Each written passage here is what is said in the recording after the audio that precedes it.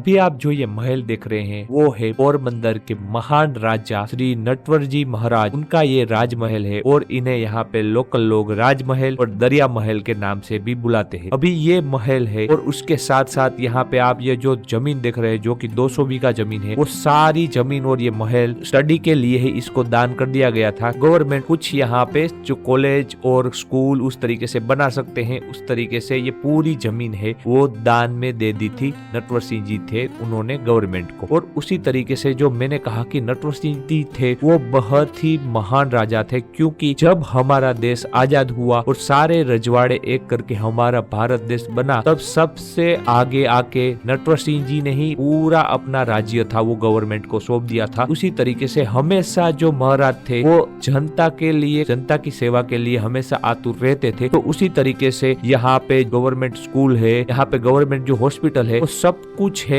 वो महाराज की प्रॉपर्टी है और महाराज ने ही गवर्नमेंट को सब कुछ दान दे दिया। और आज भी गवर्नमेंट स्कूल है, गवर्नमेंट हॉस्पिटल है, वो सब कुछ है वो महाराज की प्रॉपर्टी और महाराज के बिल्डिंग से उसमें ही ये सब कुछ बसा हुआ है। और उसी तरीके से मैंने जैसे कहा कि पोरबंदर में जितनी भी प्राचीन जगह या प्राचीन मंदिर है, उस सब को डेवलप करने में और उस सब को बनाने में सबसे बड़ा हाथ रहा है हमारे जो ये नटवर सिंह महाराज थे पोरबंदर के, उनका। ये महल तो आपने देख लिया। दूसरा एक नटवर सिंह जी का महल आया हुआ है जो कि चौपाटी पे आया हुआ है समुद्र के किनारे पे, तो वो कुछ इस तरीके का महल है। वैसे अगर आप चौपाटी पे आ रहे हो तो वहाँ से आप महल को देख सकते हो। ये महल बहुत ही ज्यादा खूबसूरत है। वैसे अंदर जाने की परमिशन नहीं है, इसलिए मैंने आपको बाहर से ये पूरा महल दिखा दिया। बाहर से भी देखने में बहुत ज्यादा खूबसूरत लगता है, तो सोचिए कि अंदर से कितना ही खूबसूरत होगा ये महल। तो ये थे जो नटवर सिंह राजा थे उनके महल, और नटवर सिंह महाराज जो यहाँ के बहुत ही अच्छे और महान राजा थे उनके बारे में कुछ जानकारी। और अभी हम चलते हैं तो जो कि भारत मंदिर, तारा मंदिर और यहाँ पे एक म्यूजियम आया हुआ है, उसको हम देखते हैं। तो चलिए वहाँ पे चलते हैं। देखने लायक जगह है, टूरिस्ट प्लेस है, मतलब कि अगर आप पोरबंदर आ रहे हो तो देखने लायक जगह है। भारत मंदिर, तारा मंदिर और वहाँ का जो म्यूजियम है उसको बिल्कुल आपको विजिट करना है। तो जल्दी से हम वहाँ पे चलते हैं। तो अभी मैं हूँ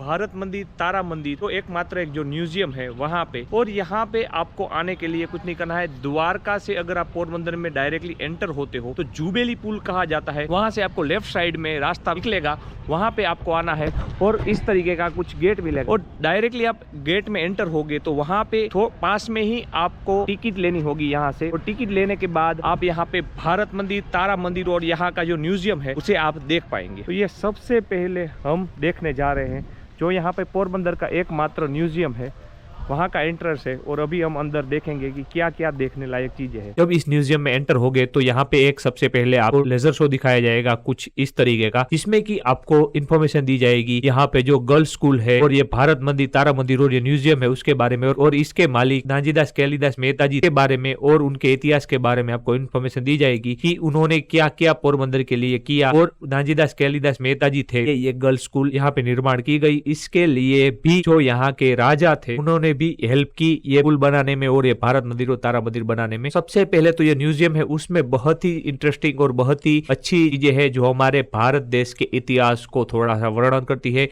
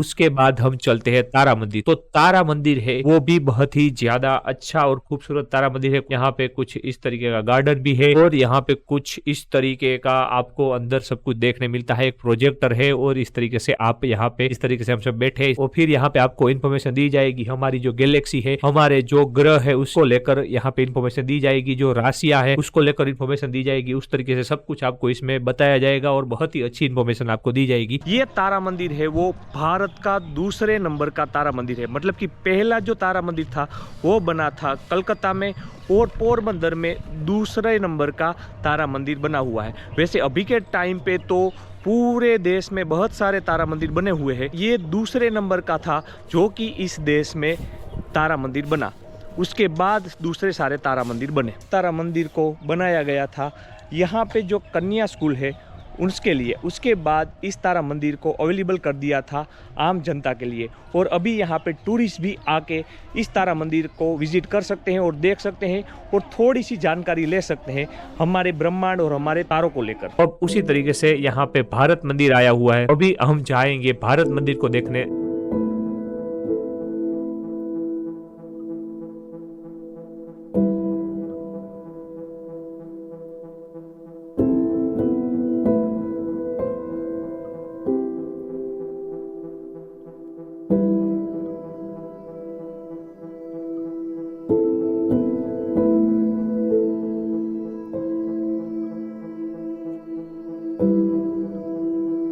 तो भारत मंदिर में आपको पूरे भारत के दर्शन होते हैं। इसमें हमारे भारत में जो बहुत ही ज्यादा ऐतिहासिक और बहुत ही महान हुए हैं उस सभी के आपको यहाँ पे प्रतिमाएं देखने मिलेंगी। यहाँ पे जो बहुत बड़े ऋषि मुनि हैं, हमारे राम भगवान, कृष्ण भगवान, उस सब की प्रतिमाएं यहाँ पे देखने मिलेगी आप। और उसी तरीके से हमारे भारत में और हमारी दुनिया में कुछ ना कुछ महत्वपूर्ण जो रहे हैं उन सभी की आपको यहाँ प्रतिमाएं देखने मिलेगी। उस तरीके से यहाँ पे ये भारत मंदिर में पूरे भारत के ऐसे महान लोगों की यहाँ पे प्रतिमाएं आपको देखने मिलेगी। यहाँ के जो गर्ल्स स्कूल है उन स्टूडेंट को यहाँ पे भारत के बारे में बहुत ही अच्छी तरीके से समझा पाए और भारत के इतिहास के बारे में बता पाए, उस तरीके से इसको निर्माण किया गया था। और अभी यहाँ पे आम जनता भी को देख सकती है और समझ सकती है। सब चीजें उस तरीके से अवेलेबल किया गया है। और बीच में आप देख सकते हैं, बिल्कुल बीच में पूरा भारत का बड़ा नक्शा देखने मिलेगा, जिससे कि यहाँ की जो स्टूडेंट है उसको हमारे भारत के भूगोल के बारे में बहुत ही अच्छी तरीके से समझ पाए। उस तरीके से भारत के नक्शे को बनाया गया था और उसी तरीके से भारत के नक्शे को अवेलेबल किया गया था, जो कि बहुत ही ज्यादा सुंदर है भारत का पूरा नक्शा। और इस तरीके का ये है पूरा भारत मंदिर। और यहाँ पे नानजीदास कालिदास मेहता जी है, उनकी भी प्रतिमा है। इस तरीके से ये पूरा बहुत ही खूबसूरत भारत मंदिर यहाँ पे बना हुआ है। तो बिल्कुल एक बार अगर आप पोरबंदर आ रहे हो तो भारत मंदिर, तारा मंदिर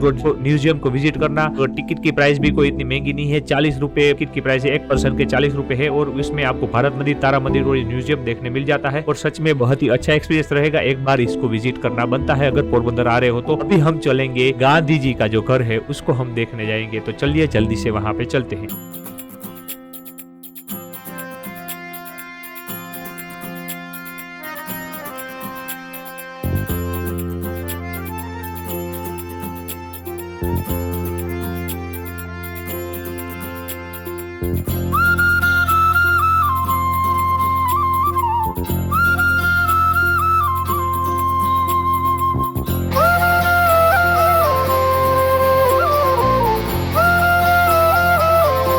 अभी मैं खड़ा हूँ कीर्ति मंदिर के पास। और कीर्ति मंदिर मतलब कि गांधी जी का घर, गांधी जी का जन्म स्थल, जो कि यहाँ पे आया हुआ कीर्ति मंदिर करके पूरा यहाँ पे स्ट्रक्चर नया बनाया गया है। और साथ में जो गांधी जी का घर है वो भी यहाँ पे है, तो उसको मैं आपको दिखाऊंगा। चलिए।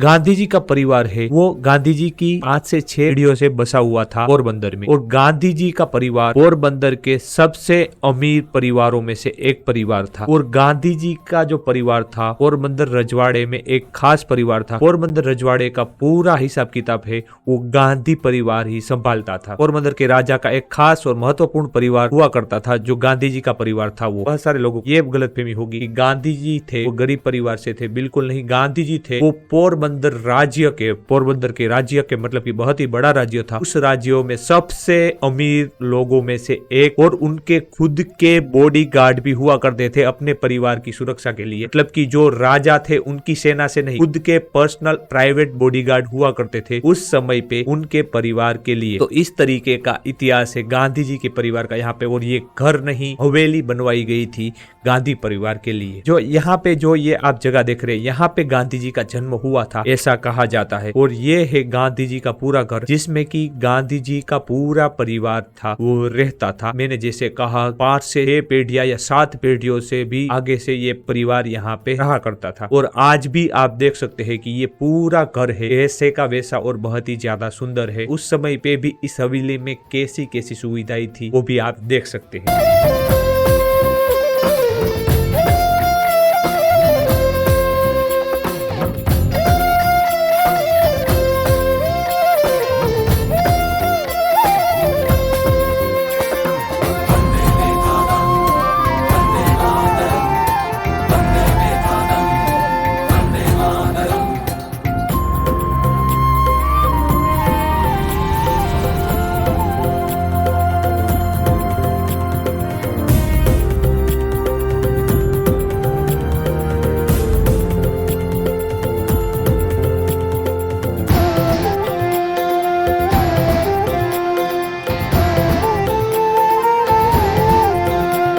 तो यहाँ पे कीर्ति मंदिर है, उसके अंदर ही एक म्यूजियम है जहाँ पे गांधी जी के जीवन शैली से गांधी परिवार के जो चीजें थी वो सारी यहाँ पे संभाल के रखी गई है। उसको भी मैं थोड़ा सा आपको दिखाता हूँ। कुछ इस तरीके का ये म्यूजियम है और उसमें कुछ इस तरीके की सारी सामग्री रखी गई है जो कि गांधी जी का परिवार जो सारी चीजें यूज करता था अपनी लाइफ में।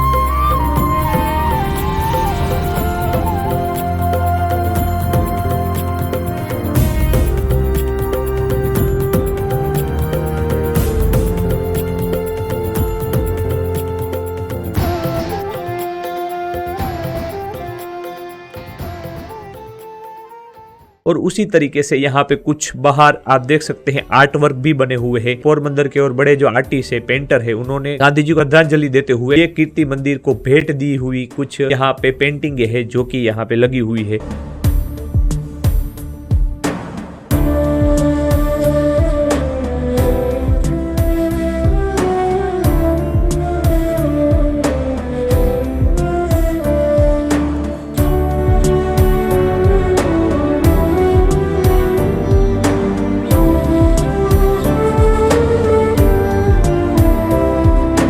और साथ में आप देख सकते हैं कि यहाँ पे गांधी जी के जीवन शैली के जो यादगार तस्वीर है वो भी आप यहाँ पे एक फोटो गैलरी है जिसमें कि आप देख सकते हैं गांधी जी की जिंदगी से जुड़ी हुई कुछ महत्वपूर्ण और बहुत ही यादगार तस्वीरें आपको यहाँ पे देखने मिलती है।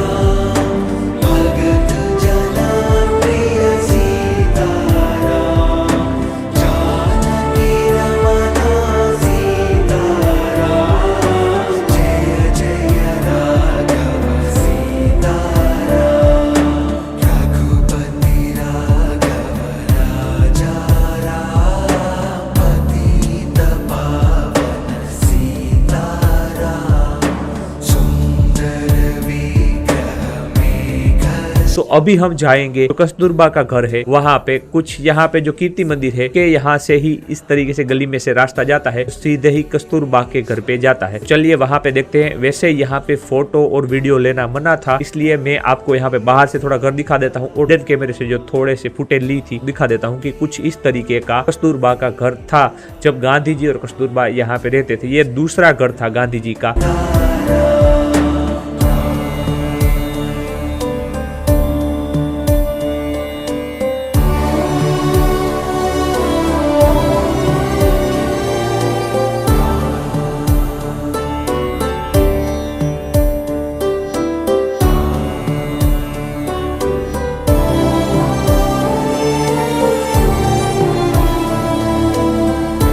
तो ये था गांधी जी का घर। अभी हम चलते हैं गांधी जी का जो घर है वहां से सामने ही जो एक गली है वहां से हम जा सकते हैं। तो यहाँ पे एक केदारेश्वर महादेव का जो मंदिर है वहां पे हम जाएंगे, जो कि एक बहुत ही प्राचीन एंड पुराना मंदिर है, जो कि ये मंदिर भी स्थापित करवाया था। मैंने जैसे कहा कि पोरबंदर के राजा थे, उन्होंने बहुत सारे मंदिर और प्राचीन जगहों को संभाल के रखा, बनवाया, मतलब बहुत ही बड़े जो प्राचीन मंदिर है उनको बनवाया। उसी तरीके का एक ये मंदिर है जो कि सच में बहुत खास है। लोगों का इतना ध्यान नहीं जाता इस मंदिर पे और ज्यादा लोगों को इस मंदिर के बारे में नहीं पता है। तो मैं आपको दिखाता हूँ इस मंदिर का व्यू और इस मंदिर की क्या खासियत है वो भी मैं आपको दिखाता हूँ। तो महादेव का ये मंदिर है उसकी। तो अभी हूँ मैं पोरबंदर में श्री केदारेश्वर मंदिर। इस मंदिर का मैं आपको इतिहास बता दूं। इस मंदिर के बारे में बहुत सारे टूरिस्ट को पता नहीं है, तो इसीलिए मेरा यहाँ पे यही ध्येय है कि इस मंदिर के बारे में मैं थोड़ा सा आपको इतिहास बताऊं। तो आज से कुछ हजारों साल पहले जेठवा राजा करके थे जो कि पोरबंदर के राजा थे। तो उनके वहाँ पे कोई भी संतान नहीं हो रही, तो उनके शुभ चिंतकों ने उनको सलाह दी कि द्वारका में जाइए, जहाँ पे शिवा बापू करके जो ब्राह्मण है उनके पास जाइए, वो आपका ये तकलीफ का हल देंगे। जेठवा राजा ने वैसा ही किया और वो द्वारका गए, जो शिवा बापू थे उनके पास गए और उनको पूरी अपनी तकलीफ बताई। तब जो शिवा बापू थे उन्होंने आशीर्वाद देते हुए कहा कि तुम्हारे वहाँ पे संतान की प्राप्ति होगी आज से 9 महीने के बाद। और उसके बाद ऐसा ही हुआ। तो जो जेठवा राजा थे वो खुश होते हुए शिवा बापू थे उनके पास गए और उन्होंने कहा कि आप हमारे पोरबंदर में आके रहिए। तब शिवा बापू ने कहा मैं मेरे पूरे परिवार को छोड़ के नहीं आ सकता। तब महाराज ने कहा कि मैं आपके पूरे परिवार की जिम्मेदारी लेता हूँ और आप पोरबंदर आके बचिए। के बाद जो शिवा बापू थे वो यहाँ पे बसे और उसके बाद ये मंदिर की स्थापना कर दी जो जेठवा राजा थे उन्होंने। तो अभी जो ये मंदिर है वो 500 से 600 साल पुराना है। इसका जो शिवलिंग है वो आज से 7000 साल से भी पुराना है। और अभी यहाँ पे जो शिवा बापू है उनकी 8वीं पीढ़ी है वही सेवा दे रही है। तो अगर आप पोरबंदर आ रहे हो, गांधी जी के मंदिर पे मतलब की कीर्ति मंदिर पे जा रहे हो, और अगर आप सुदामा मंदिर पे जा रहे हो, तो इस दोनों के बीच में ही ये मंदिर पड़ता है। तो बिल्कुल विजिट करिए एक बार इस मंदिर को। ये जो महादेव का मंदिर है का दर्शन कीजिए। और जो ये केदारेश्वर मंदिर है उस जगह पे एक प्राचीन कुआं भी बना हुआ है, जो कि ऐसा कहा जाता है आज से 700 से 800 साल पहले ये कुआं यहाँ पे बनाया गया था। और मैंने जैसे एक वीडियो में मैंने आपको जैसे बताया था कि इस तरीके के जो कुएं होते हैं, स्टेप वेल होती है, बावड़ी भी कहा जाता है हिंदी में, तो उस तरीके की बावड़ी यहाँ पे बनी हुई है। अभी मैं हूँ पोरबंदर के एक खास जगह पे, जो कि पोरबंदर का एक पुराना और महत्वपूर्ण बिजनेस रहा है, जो कि है मच्छी उद्योग। और यहाँ के जो मच्छीमार है उनकी जगह है जिसका नाम है, एक तो यहाँ पे लकड़ी बंदर आया हुआ है, वहाँ का नज़ारा भी मैं थोड़ा सा आपको दिखाऊंगा। और अभी हम है अस्मावती घाट पे। यहाँ पे जो बोटें हैं उसके बारे में मैं बताता हूँ। यहाँ पे आप देख सकते हैं कि ये जो थोड़ी सी बड़ी बड़ी बोटें हैं, यहाँ पे जो इस तरीके की बोटें हैं वो 3-3 दिन तक और 4-4 दिन तक रुकती है समुद्र में।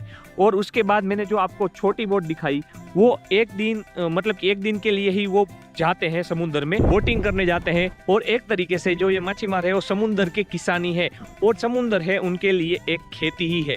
तो ये जाते हैं, मतलब कि अलग अलग इनके पास बोटें होती है, जो कि मैंने जैसे कहा कि बड़ी बोटें होती है थोड़ी सी, वो 3-3 4-4 दिन तक यहाँ पे रुकती है समुद्र में।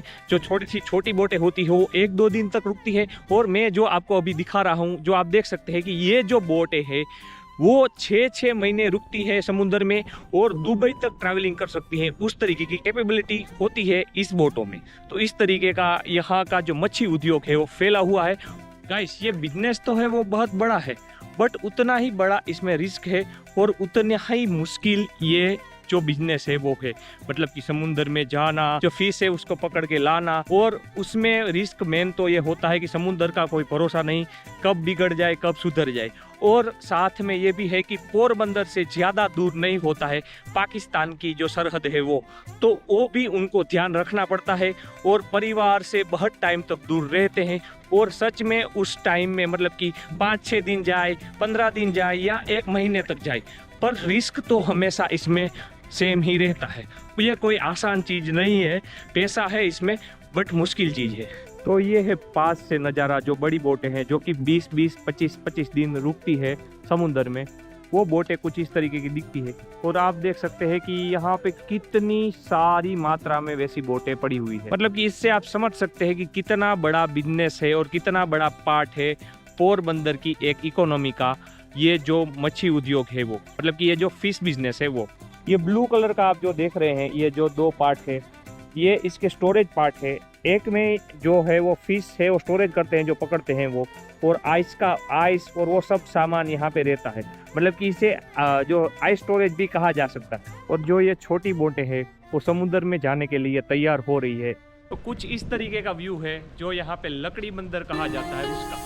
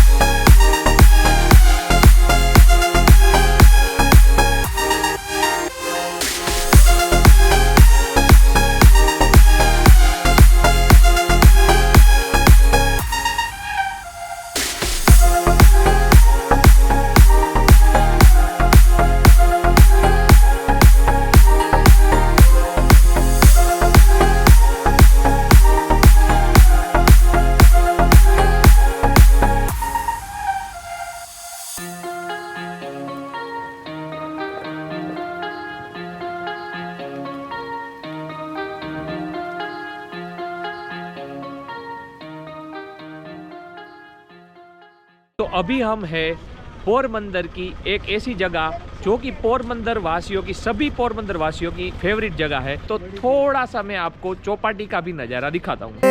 देखो रे दुनिया ये देखो रे ना ना ना ना ना ना ना ना ना ना ना ना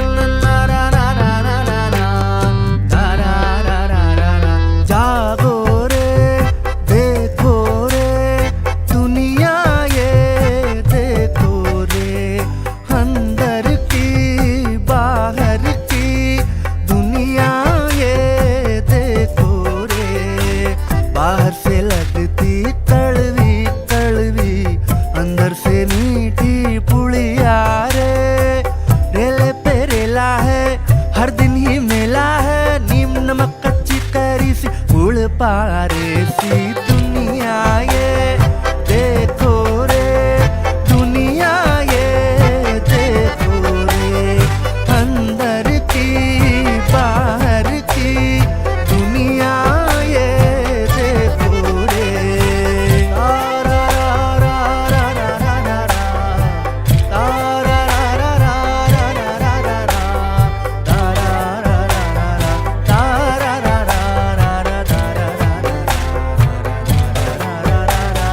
गंगा की उछाल 80 का ये घाट देखो रे मेरी नजर से भारत की सौगात देखो रे नदियों की धारा भी है और उनका संगम भी थोड़ी थोड़ी खुशियां हैं थोड़ा थोड़ा गम भी चेले का चेला है जिन पे ना देला है मौज मजे सी नाजोरी की खुदारी की दुनिया ये